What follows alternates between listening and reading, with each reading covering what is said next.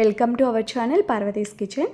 వీడియోలోకి వెళ్ళే ముందు ఎవరైనా ఇంకా మన ఛానల్ని సబ్స్క్రైబ్ చేసుకోకపోతే తప్పకుండా సబ్స్క్రైబ్ చేసుకోండి. అలాగే వీడియో నచ్చితే లైక్ కూడా చేసేయండి. ఇక లేట్ చేయకుండా అయితే వీడియోలోకి వెళ్ళిపోదాం.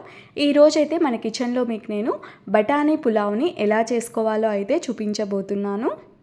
గ్రీన్ పీస్తో పులావ్ అనమాట. ఇలా చేసేసుకొని మనం ఇందులోకి ఏదైనా మసాలా వెజ్ కర్రీతో, లేదు అంటే non veg chicken mutton gravy కర్రీతో, లేదు అంటే పెరుగు చట్నీతో అయినా కూడా చాలా బాగుంటుందండి రైతాతో. ఇది లంచ్ బాక్స్లకు కూడా చాలా బాగా ఉపయోగపడుతుంది. ఇక ఎలా చేయాలో అయితే చూసేద్దాం.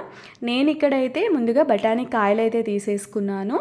బఠానీ కాయలు తీసేసుకొని అందులో నుంచి విత్తనాలని ఇలా ఒలిచి పెట్టేసుకోవాలి. నేను ఇక్కడ కిలో కాయలు అయితే ఒలిచాను ఒకేసారి. ఇంకా మనకి ఎన్ని కావాలో అన్నీ అయితే వేసేసుకొని చేసేసుకోవచ్చు మనం చేసుకునే రైస్ క్వాంటిటీని బట్టి. ఒకవేళ మీరు 2 వేసుకుంటే ఒక నైట్ మొత్తం నానబెట్టుకొని ఉడికించుకొని ఈ పులావ్ చేసేసుకోవచ్చు. తర్వాత నేను ఇక్కడ 2 గ్లాసుల రైస్ తీసేసుకొని నీట్గా వాష్ చేసేసి పెట్టేశాను ఒక అరగంట. నార్మల్ రైస్ తీసుకున్నాను, మీరు బాస్మతి రైస్ అయినా తీసుకోవచ్చు. అలాగే ఒక 4 పచ్చిమిర్చి ఒకసారి అయితే పల్సిచ్చాను. ఒక పల్సిచ్చి తర్వాత అందులోకి కొంచెం కొత్తిమీర, పుదీనా, కొంచెం వాటర్ వేసేసి పేస్ట్లా చేసేసానండి పిల్లల కోసము. మీరు కావాలంటే ఓన్లీ పచ్చిమిర్చి చీలికలు, పుదీనా, కొత్తిమీర డైరెక్ట్ అయినా వేసుకోవచ్చు. మా పిల్లల కోసం ఇలా పేస్ట్ చేసేసాను నేను. తర్వాత స్టవ్ వెలిగించేసి ఒక పెద్ద పాత్ర తీసుకొని ఆయిల్ లేదు అంటే నెయ్యి ఏదైనా వేసేసుకోండి. హీట్ అయ్యాక కొంచెం షాయి జీరా, అలాగే చెక్క, లవంగ, స్టార్ పువ్వు అయితే వేసేసాను. కొంచెం ఇలాచీ కూడా వేసేసుకోవచ్చు. ఇవి కొంచెం వేగిన తర్వాత ఇందులోకి ఉల్లిపాయ ముక్కలు ఇలా పొడవుగా కట్ చేసుకొని వేసేసుకోవాలి. ఒక 3 ఉల్లిపాయలు అయితే తీసుకున్నానండి. ఉల్లిపాయలు కొంచెం ఎక్కువగానే వేసుకోండి, బాగుంటుంది. తర్వాత వచ్చేసి ఒక బిర్యానీ ఆకు కూడా వేసేసాను. వేసేసి ఇంకా బాగా వేగనివ్వాలి. వీటిని కలర్ బాగా రావాలండి ఉల్లిపాయలు అయితే. ఇలా ఉల్లిపాయలు ఇందులో వేయకుండా బ్రౌన్ ఆనియన్స్ లాగా చేసుకొని తర్వాత పైన కూడా వేసుకోవచ్చు, అలా కూడా చేసుకోవచ్చు. ఇదైతే ఈ ఉల్లిపాయలు బాగా వేగిన తర్వాత ఇందులోకి ఫ్రెష్గా చేసి పెట్టుకున్న అల్లం వెల్లుల్లి పేస్ట్ అయితే వేసాను. ఫ్రెష్గా చేసుకొని వేసుకోవడానికి ట్రై చేయండి, టేస్ట్ బాగుంటుంది ఇలా ఫ్రెష్గా చేసుకొని వేసుకోవడం వల్ల. ఈ అల్లం వెల్లుల్లి పేస్ట్ కూడా కొంచెం పచ్చివాసన పోయే వరకు వేగనివ్వాలి. అది కూడా వేగిన తర్వాత ఇందులోకి మనము ఇందాక పేస్ట్ చేసి పెట్టుకున్నాం కదా, పచ్చిమిర్చి, కొత్తిమీర, పుదీనా, ఆ పేస్ట్ని అయితే వేసేసుకొని బాగా కలిపేసి దీనిని కూడా వేయించాలండి. ఇంకా కొంచెం పచ్చివాసన పోయే వరకు వేయించుకోవాలి. మీరు కొంచెం కొత్తిమీర, పుదీనా ఎక్కువగా వేసేసుకోండి. పిల్లలు అలా ఆకులు లేకుండా ఇలా పేస్ట్ చేసి వేసామంటే వాళ్ళకి కనిపించవు కాబట్టి తినేస్తారు. కొందరు పిల్లలు అలా అయినా తింటారు. తినని పిల్లల కోసం ఇలా చేసేస్తే వాళ్ళు బాగా తినేస్తారండి. నేనైతే మా పిల్లల కోసం ఇలా చేశాను.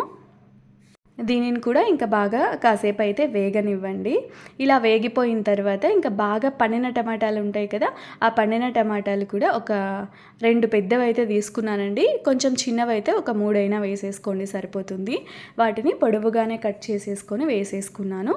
ఇంకా కొంచెం మగ్గనివ్వాలి. మూత పెట్టేసైనా మగ్గించేసుకోండి, త్వరగా మగ్గిపోతుంది టొమాటో అయితే. ఇంకా ఇవి కూడా ఇలా వేగిన తర్వాత ఇందులోకి మనము ఇందాక పచ్చి బఠానీ ఒలిచి పెట్టుకున్నాం కదా, ఆ పచ్చి బఠానీని వేసేసుకోవాలి. 2 గ్లాసుల రైస్ తీసుకున్నాం కదండి, మీరు 1 గ్లాసు నుంచి 1.5 గ్లాస్ వరకు ఈ పచ్చి బఠానీ అయితే తీసేసుకోవచ్చు. ఇంక వీటిని కూడా కొంచెం ఇవి వేగనివ్వండి. కొంచెం చప్పగా లేకుండా ఉండడం కోసం అయితే నేను ఇందులో కొంచెం కల్లుప్పు అయితే వేసేసాను. నార్మల్ సాల్ట్ అయినా వేసుకోవచ్చు, ఏది ఉంటే అదైతే వేసేసుకొని ఒకసారి ఇలా కలిపేసుకొని ఇంకా వేగనివ్వండి వీటిని. ఈ పచ్చి బఠానీ ఇంకా వేగాలి కదా, పచ్చివి కాబట్టి త్వరగానే వేగిపోతాయండి. ఇంకా మూత పెట్టేస్తే కొంచెం త్వరగా వేగిపోతాయి. ఒకసారి కలిపేసుకోండి, అడుగు పట్టేస్తుంది. అడుగు పట్టకుండా మధ్యలో ఒకసారి మూత తీసి కలుపుకుంటే సరిపోతుంది అంతే.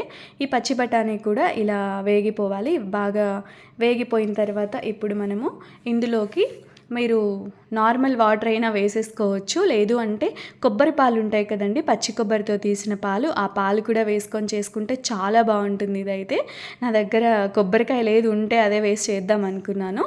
ఇంకా అది లేక నార్మల్ వాటరే వేసాను. కొంచెం సాల్ట్ కూడా వేసేసుకోవాలి తగినంత. ఇందాక వేసాం కదా, చూసుకొని వేసుకోండి. కొంచెం లెమను. 2 గ్లాసుల రైస్ తీసుకున్నాను కదండి, ఒక 4 గ్లాసులు ఇంకా కొంచెం ఎక్స్ట్రా అనమాట వేసేసుకున్నాను వాటర్ అయితే. రెండిటికి 4 వేసుకుంటే సరిపోతుంది. ఇంకా కొంచెం వేసుకోండి సరిపోతుంది. ఎక్స్ట్రా అయితే నేను ఒక 1/4 గ్లాస్ అలా ఎక్కువ వేస్తానండి ఎప్పుడు రైస్ చేసినా కూడా. పెట్టేసి ఇంకా ఎసరిని బాగా కాగనివ్వాలి. బాగా మరిగేటప్పుడు, ఆ నీళ్లు మరిగేటప్పుడు మనము రైస్ వేసేసుకోవాలి. నానబెట్టి పెట్టుకున్నాం కదా, ఆ రైస్ని స్ట్రైనర్లో వేసేసాను. బాగా వాటర్ అన్నీ వడిగిపోతాయి కదా అన్నట్టు. ఇంకా ఇది వేయించడం స్టార్ట్ చేసేటప్పుడు అలా స్ట్రైనర్లో వేసేసామంటే వాటర్ అన్నీ వెళ్ళిపోతాయి కదా. ఇంక ఈ నీళ్ళు బాగా మరిగిన తర్వాత ఆ రైస్ని ఇందులోకి వేసేసి ఒకసారి బాగా కలిపేసి మూత పెట్టేసుకోండి. ఇప్పుడు మీడియం టు హై ఫ్లేమ్లో పెట్టుకోండి కాసేపు. ఇంక ఇలా అయిన తర్వాత ఇప్పుడు మూత తీసేసి ఇప్పుడు సిమ్లో పెట్టేసేయండి. ఈ స్టేజ్లో ఉన్నప్పుడు సిమ్లో పెట్టేసి ఒకసారి బాగా కలిపేసి ఇంకా మూత పెట్టేసామంటే ఇంకా మంచిగా ఉడికిపోతుంది. ఇప్పుడు మాత్రం సిమ్లో పెట్టాలి. స్టార్టింగ్లో కాసేపు మాత్రమే మీడియం టు హై ఫ్లేమ్లో అయితే పెట్టేసుకోవాలి. చూసారు కదండి, ఇలా అయిపోయిన తర్వాత ఇంకా ఆఫ్ చేసేసి కాసేపు అలా వదిలేసామంటే కుదురుకుంటుంది. వెంటనే సర్వ్ చేసుకోకుండా కాసేపు అయితే ఖచ్చితంగా అలా వదిలేసేయాలి. మంచిగా కుదురుకుంటుంది. రైస్ అంతా అయిపోయిందండి. ఇక్కడ చూసారు కదా, రైస్ అయితే అయిపోయింది. ఇంకా వేడివేడిగా సర్వ్ చేసేసుకొని తినేసేయచ్చు. ఇది చల్లగా అయినా కూడా లంచ్ బాక్స్లకు పెడతాం కదండి, బాగుంటుంది. చెప్పాను కదా, ఏదైనా కర్రీతో మసాలా అంత ఇష్టం లేదు అనుకుంటే హ్యాపీగా రైతాతో సర్వ్ చేసేసుకొని తిన్నామంటే చాలా బాగుంటుంది. మీరు కూడా అయితే ఇలా ఒకసారి ట్రై చేసి చూడండి. కొబ్బరి పాలతో కూడా ట్రై చేయండి. పచ్చి కొబ్బరి ఉంటే అలా కూడా చాలా బాగుంటుంది వాటర్ బదులు అయితే. అలాగే ఇలాంటి మరికొన్ని రెసిపీస్ కోసం నా ఛానల్ని తప్పకుండా సబ్స్క్రైబ్ చేసుకోవడం మాత్రం మర్చిపోకండి.